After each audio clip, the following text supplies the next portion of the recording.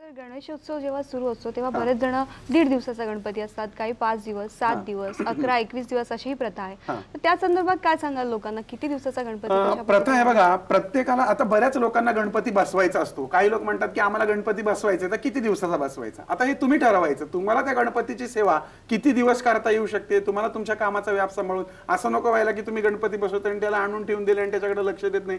तुम्ही 1.5 दिवसाचाही बसू शकता. तुमच्याकडे जी परंपरागत जी चालत आलेली आहे, कोणी 1.5 दिवसाचा, कोणाचा 5, कोणाचा 7 किंवा कोणाचा पूर्ण दिवसापर्यंत, तर त्यांनी त्या पद्धतीने बसवा. पण ज्यांना कोणाला नवीन बसवायचा आहे गणपती, तर ते गणपती बसवू शकतात. परंतु काही लोकांना गणपतीच्या मूर्ती बसवणं धार्जिन नसतं. पण तुमच्या घराण्यामध्ये जर तुमचे चुलते, काका वगैरे कोणी बसवत असतील, चुलते किंवा तुमच्या आडनावाच्या घराण्यातले लोक बसवत असतील, तर तुम्ही तुमच्या घरामध्ये गणपती बसवू शकता. साधी आरास करून सुद्धा गणपती घरामध्ये स्थापन करू शकता तुमच्या प्रथेनुसार. पण जर तुम्ही ठरवलं की आता आपण गणपती बसवायचा 1.5 दिवसाचाच बसवायचा, तर मात्र तुम्हाला आयुष्यभर तो 1.5 दिवसाचाच बसवायला लागेल. नंतर तुम्ही बदल करू शकता, परंतु बसवतानाच तुम्ही ठरवा आणि त्या पद्धतीने तुम्ही गणपतीची स्थापना करू शकता. सर गणेशोत्सवादरम्यान किंवा गणेशोत्सवाच्या आधी काही लोकांच्या घरी वगैरे व्यक्तिमृत्यू झालेली असते किंवा वंशवृद्धी झालेली असते, आपण सुयर म्हणतो त्याला. त्यामुळे अशा परिस्थितीत लोकांनी काय करावं? खूप सुंदर प्रश्न आहे. खूप लोकांचा असा आहे की बा आता नुकतंच आजच बाळ झालंय, बा आता सकाळीच किंवा घरामध्ये वंशवृद्धी झाली, मुलगी झाली, तर मग आता गणपती बसवा. कारण आता सोहेर लागू झालं. जसं माणूस मृत पावला तर त्याला सुतक म्हणतात, तसं मूल जन्माला आल्यानंतर त्याला सोहेर लागलं असं म्हणतात. वास्तविक मूल जन्माला आल्यानंतर घरामध्ये 1.25 महिन्यापर्यंत पूर्णपणे धार्मिक कार्य आणि पूजा अर्चा ही बंद केली जाते. त्यामुळे गणपती आणावा का, तर निश्चितच जर तुमच्याकडे गणपती बसवण्याची प्रथा असेल तर तुम्हाला गणपती बसवला पाहिजे. परंतु तो तुम्ही स्वतः न बसवता तुमच्या नात्यातल्या, तुमच्या आडनावाशी संबंधित नाही, तुमच्या नात्यातल्या म्हणजे आईकडच्या नात्यातल्या, मामाकडच्या नात्यातल्या किंवा ज्यांना त्याचं सोहेर लागणार नाही अशा तुमच्या मित्राच्या हातून तुम्ही तुमच्या घरामध्ये गणपती बसवू शकता.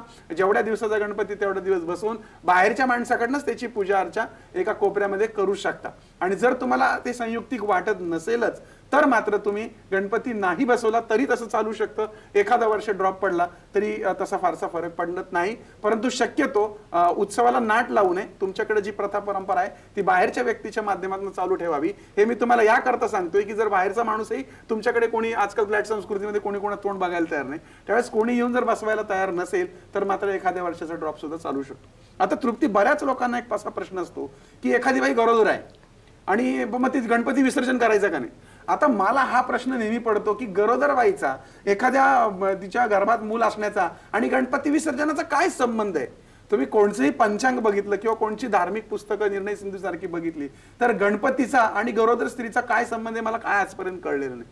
मुळामध्ये गणपती हा विसर्जन करायच्या वेळेस विसर्जन केलाच पाहिजे. गणपती गरोदर स्त्री असताना गणपती विसर्जन केल्यामुळे गर्भातल्या जीवाला धोका पोचतो अशा पद्धतीचा मोठा गैरसमज जनमानसात पसरलेला आहे आणि तो चुकीचा आहे. त्यामुळे जर एखादी स्त्री गर्भवती असेल तर त्यांनी गणपती विसर्जनाच्या दिवशी गणपती विसर्जन केला तरी चालू शकतं. याशिवाय घरामध्ये जर कोणी मृत पावलं, समजा सुतक लागलं, तर तुम्ही तुमचा गणपती मंडळाच्या माध्यमातून बसू शकता. बाहेर जी मंडळं असतात त्यांच्यामध्ये तुम्ही तुमचा गणपती देऊन त्याची पूजा अर्चना करू शकता किंवा बाहेरच्या व्यक्तींच्या माध्यमातूनही तुम्ही घरात गणपती बसू शकता. परंतु सुतकाच्या वातावरणामध्ये घरामध्ये अत्यंत दुःख असतं आणि त्यामुळे गणपतीकडे लक्ष द्यायला वेळ नसतो. अशा वेळेस आपण मंडळांच्या माध्यमातून किंवा एखाद्या भटजी गुरुजींच्या माध्यमातून, गुरुवांच्या माध्यमातून तो तुम्ही बाहेर गणपती बसू शकता.